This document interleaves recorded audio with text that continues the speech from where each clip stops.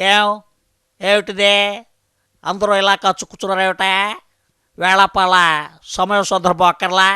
ప్రమాణ స్వీకారానికి ముందే ఎప్పుడో 4 ఏళ్ల తర్వాత వచ్చేటువంటి ఎలక్షన్లు ఎందుకట? అంటే ప్రజలకి ఇంతకన్నా వేరే సమస్యలు ఏమీ లేవా? ముఖ్యమంత్రి ఎప్పుడేం చేయాలో మీరే నిర్ణయిస్తారా? మీరేమన్నా పెద్ద మునగాళ్ళా ఏమిటా?